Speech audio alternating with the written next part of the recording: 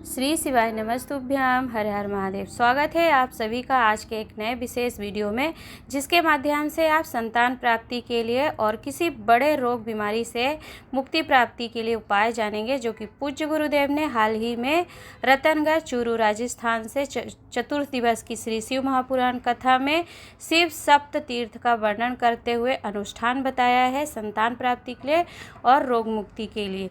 यदि बैसाख के महीने में केवल 7 दिन तक तीर्थ का जल अर्थात 7 कलश का जल समर्पित करने का नियम आप लेते हैं तो निश्चित ही आपको संतान की प्राप्ति होती है संतान की, और आपको बड़े से बड़े रोग बीमारी से, जो कि डॉक्टर कह चुके हैं कि इसका कोई हल नहीं है, इस बीमारी का कोई इलाज नहीं है, उससे भी तकलीफ से आपको मुक्ति प्राप्त होती है।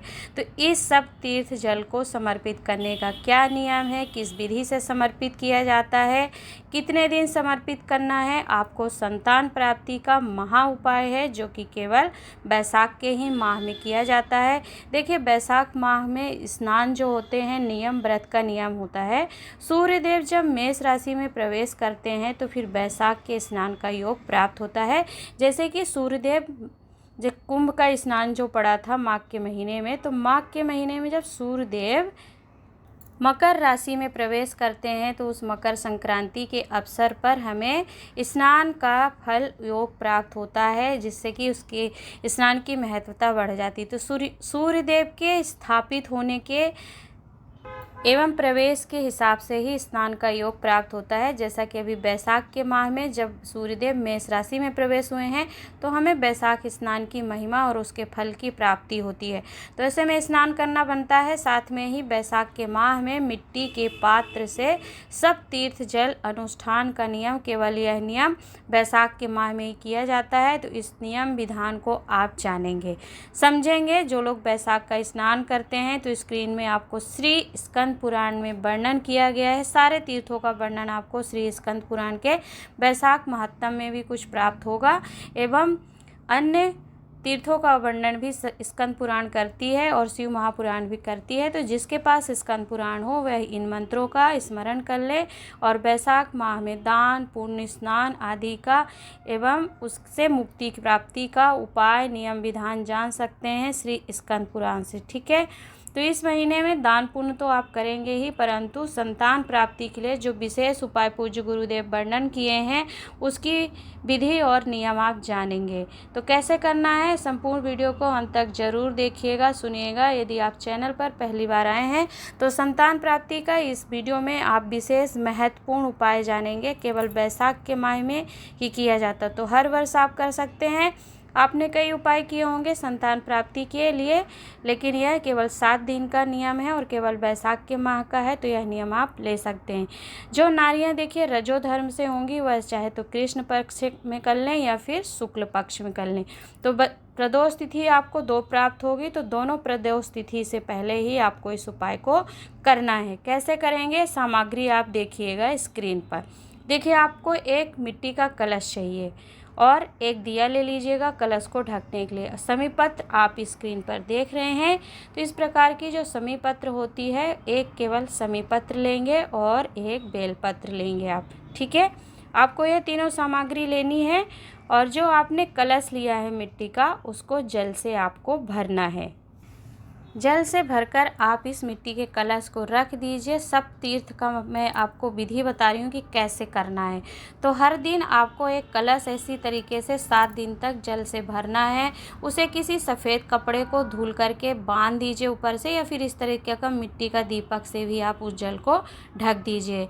और जहाँ पर आप इस पात्र को, जो कलश है सप्त तीर्थ का, तो पहले दिन आप एक कलश भर के रखेंगे जिस दिन समर्पित करने जाएंगे, और जहाँ पर आप कलश रखेंगे ठीक उसी स्थान पर आपको एक कटोरी किसी अन्य पात्र में, ध्यान दीजिएगा, चाहे वो मिट्टी का पात्र हो, कुंडनुमा हो या फिर कटोरी है आपके पास, उस पर ही आपको यह एक बेलपत्र और एक समीपत्र कलश के पास रख देना है।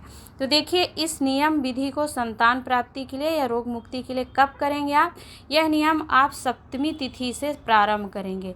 आपने कलश रख दिया, एक समीपत्र और एक बेलपत्र अन्न पात्र में रख दिया और कलश में जल भर करके उसे कटोरी से ढक दिया। अब यह आप आपने रात्रि में रखा है, रात्रि में रखेंगे या फिर सुबह सुबह ब्रह्म मुहूर्त में स्नान करके रख दीजिए। और जब भी आप 10 बजे तक या 9 बजे शिवालय में समर्पित करने जाएंगे तो इस कलश को लेकर के जाएंगे शिवालय में, और एक बेलपत्र और एक समीपत्र भी अपने साथ लेकर के जाएंगे। और शिवालय में पहुंच करके आपको क्या नियम विधान करना है, कैसे आपको यह समीपत्र बेलपत्र समर्पित करना है, जल कैसे समर्पित करेंगे, ध्यानपूर्वक वीडियो में देखकर समझिएगा, क्योंकि वीडियो में उपाय आपको करके बताया गया है। ठीक है, तो सबसे पहले आप सब तीर्थ का मतलब समझ लीजिए। आपने विधि समझ ली कि इस विधि से आपको कलश रखना, आप सब तीर्थ का मतलब समझिए। देखिए, सब तीर्थ का मतलब होता है कि 7 दिन तक 7 कलश का जल शिवलिंग पर और अलग अलग 7 शिवलिंग पर समर्पित किया जाए। समझ गए आप? देखिए, सब तीर्थ का जो आप जल समर्पित करेंगे, 7 कलश का जल, एक दिन में 7 कलश आपको जल नहीं समर्पित करना है। 7 दिन तक प्रतिदिन 1 कलश में जल भर करके 1 कलश का जल एक शिवालय में एक शिवलिंग पर आप समर्पित करेंगे। देखिए, जैसे कि प्रथम दिवस हो गया, अब यह नियम आप कब लेंगे? आखिरी दिन, सप्तम दिवस जो इस नियम का पूर्ण होने का समापन का दिन होगा वह प्रदोष तिथि होगा। तो इस उपाय को आप सप्तमी तिथि से प्रारंभ करेंगे तो प्रदोष का दिन जो होगा, आप गिन लीजिएगा अपने हिसाब से भी कि प्रदोष तिथि किस दिन पड़ेगा। 7वां दिन प्रदोष तिथि का दिन पड़ना चाहिए जब आप सप्तम दिन का सप्तम कलश का जल आप समर्पित करेंगे शिवालय में। तो देखिए, पहले दिन आपने एक कलश में जल भरा, एक मिट्टी का पात्र लेना है, उसमें आपने कलश में जल भर के प्रथम दिवस में रखा। विधि आपको बताई, कलश को भर करके दिए से ढक देना है और उसके पास में एक बेलपत्र और एक समीपत्र रखना है। ठीक है, तो यह आप किस दिन करेंगे? षष्ठमी तिथि की रात्रि में आप रखेंगे और सप्तमी की सुबह में आपको यह ले जा करके पहले शिवालय में पहले शिवलिंग पर समर्पित कर देना है। ठीक है, ठीक इसी तरीके से दूसरे दिन आपको करना है। अष्टमी तिथि आएगी, अष्टमी तिथि के दिन पुनः आप सप्तमी की रात्रि में ही आप एक कलश रखेंगे और उस कलश को उठा करके शिवालय में जाएंगे। ऐसे ही आप सप्तमी तिथि से प्रारंभ करके प्रदोष तिथि का आखिरी दिन होगा, उस दिन जल समर्पित करेंगे, सप्तम कलश का जल। तो अब इस जल को कैसे समर्पित करना है और किस प्रकार आपको ग्रहण करना है संतान प्राप्ति और किसी भी बड़े रोग बीमारी की कष्ट से मुक्ति प्राप्ति के लिए, तो वीडियो में आप ध्यानपूर्वक जल समर्पित करना और पत्ती समर्पित करने का नियम सुनिएगा, देखिएगा।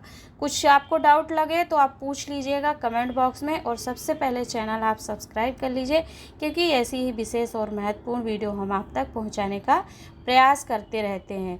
तो देखिए, आपने वह जो कलश अपने घर पे रखा था, मिट्टी का पात्र जल भर करके, तो उस जल को आप उठाएंगे सुबह। सप्तमी तिथि से आपको यह जल समर्पित करना प्रारंभ कर देना। प्रथम दिवस का जल आप सप्तमी तिथि पर प्रारंभ करेंगे। ठीक है, षष्ठमी की रात्रि में रख देंगे, या जो लोग मान लीजिए भूल जाते हैं षष्ठमी की रात्रि में रखना, तो कम से कम सुबह सुबह ब्रह्म मुहूर्त में 4 बजे उठकर उस जल को रख दीजिएगा। विधि आपको बता दी है कलश कैसे रखना है।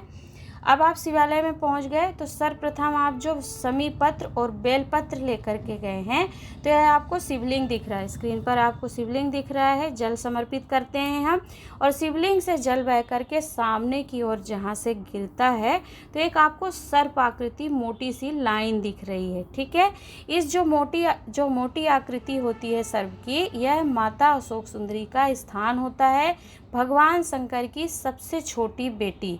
तो इन्हीं के स्थान पर अर्थात माता अशोक सुंदरी को जब आप यह शिवालय में तीनों सामग्री, कलश का जल, एक बेलपत्र और एक समीपत्र लेकर जाएंगे, तो उस समीपत्र को जो माता अशोक सुंदरी का स्थान है, उसी स्थान पर आप अपने हृदय की कामना बोलिए, प्रार्थना करिए माता से और समर्पित कर दीजिए। ठीक है, कुछ लोग क्या करते हैं कि समीपत्र, जैसे हम बेलपत्र को उल्टा समर्पित करते हैं शिवलिंग के ऊपर, ठीक इसी प्रकार से समीपत्र भी उल्टा समर्पित कर देते हैं।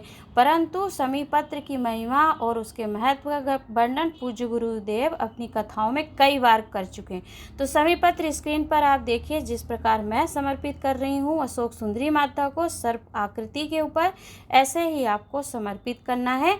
और उल्टी समर्पित नहीं करेंगे, सीधी, अर्थात पत्ती का जो चिकना हिस्सा होता है ना, वो ऊपर ही रखना है आपको। बेलपत्र को उल्टा समर्पित किया जाता है। अब आपने यह समीपत्र अशोक सुंदरी माता के स्थान पर समर्पित कर दिया। ठीक है, स्क्रीन में आप देख रहे हैं मैं समर्पित कर रही हूँ। अब आप क्या करेंगे, जो आपके पास में एक बेलपत्र है, ठीक है, इस बेलपत्र को आप शिवलिंग के ऊपर समर्पित करेंगे।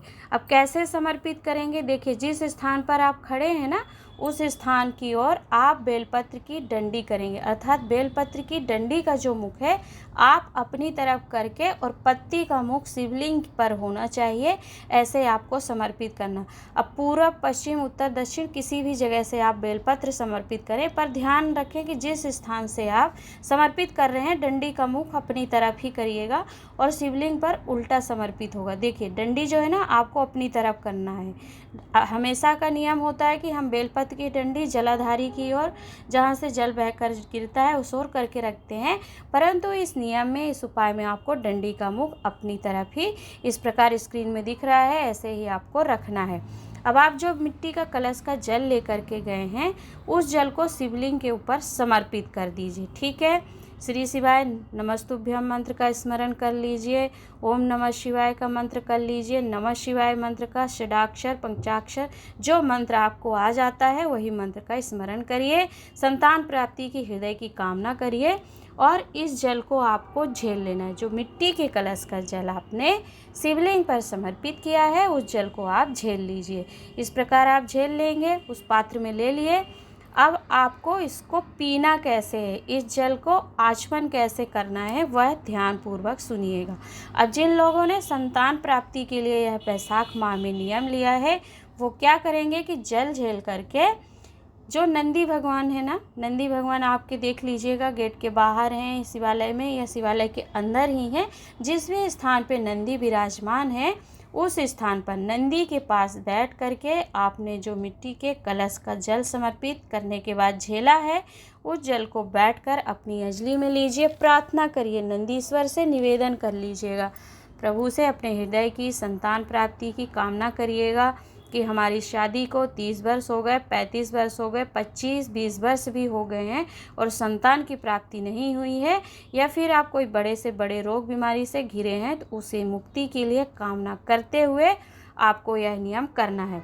अब देखिए जल पीना कैसे, जो संतान प्राप्ति के लिए उपाय कर रहे हैं वो नंदीश्वर भगवान के पास बैठकर अपनी अंजलि में, हथेली में जल ले लीजिए और उस जल का आचमन कर लीजिए और थोड़ा सा पात्र में जल बचाकर आप अपने घर ले आइए और उस जल का आचमन अर्थात अपने पति देव को उस जल को पिलाइए। आपको यह नियम 7 दिन तक लेना है। अब जो लोग रोग मुक्ति के लिए उपाय किए हैं उन लोग नंदीश्वर के पास बैठकर जल का आचमन नहीं करेंगे। ध्यान दीजिएगा, एक एक क्रम, एक एक विधि नियम आपको बता रही हूँ, ध्यानपूर्वक सुनते जाइएगा। जो लोग रोग मुक्ति या किसी बड़े तकलीफ में रोग से पड़े हुए हैं उन लोग उस जल का आचमन अपने घर में जल लेकर आएंगे और द्वार पर ही, द्वार में आपको घर के अंदर प्रवेश करने से पहले जो द्वार है जहाँ पर आप जल का सिंचन करते हैं उस जगह पे आप जल का सिंचन कर दीजिए। और उस जल को सिंचन नहीं भी कर रहे हैं या करते हैं तो अच्छी बात है, परंतु उस जल का आचमन आपको रोग मुक्ति के लिए अपने द्वार पर ही आचमन कर लेना है, पी लेना है, फिर आपको अंदर प्रवेश करना है, ठीक है।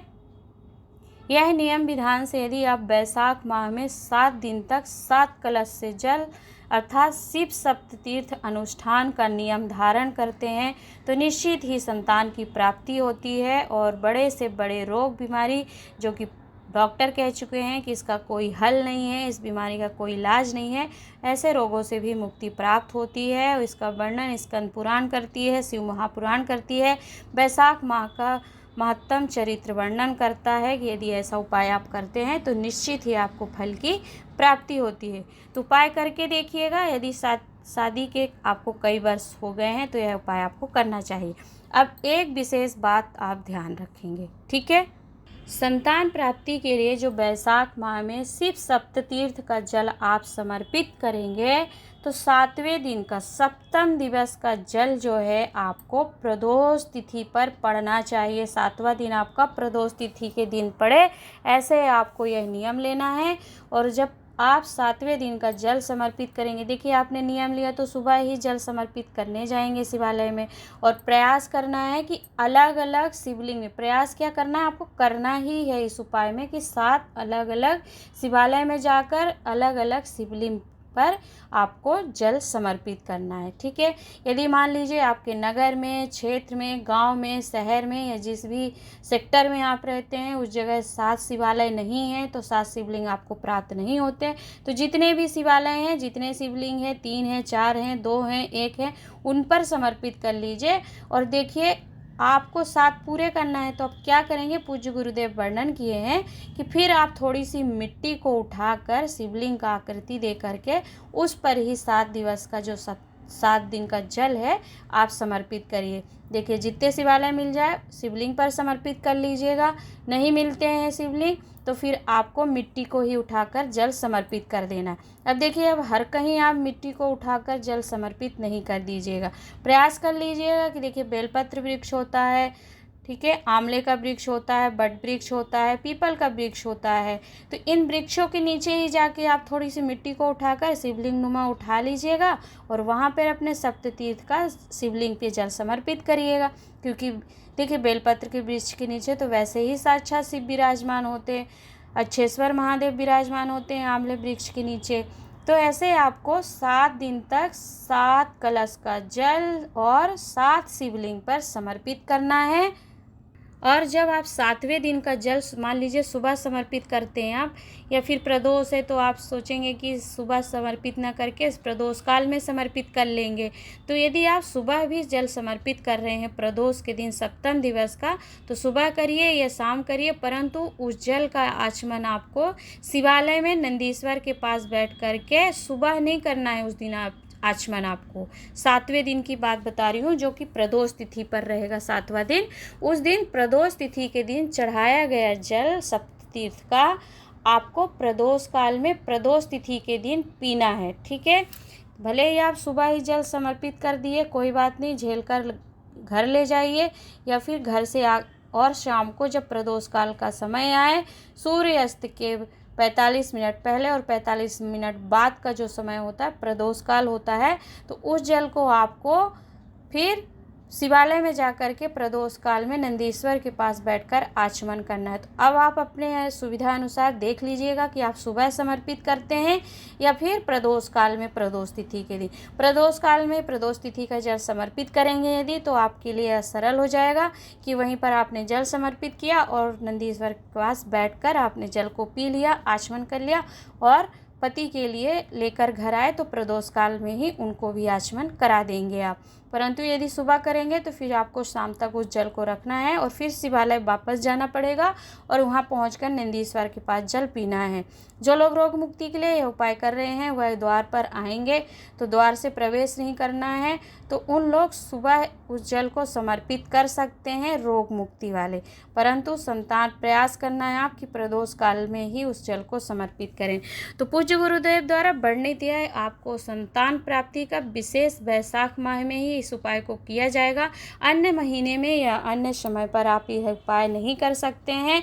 तो करिएगा, आपके लिए विशेष अवसर है जो कि पूज्य गुरुदेव ने वर्णन किया है। उपाय करेंगे आप तो संतान की प्राप्ति भी होगी, रोग से मुक्ति भी होगी।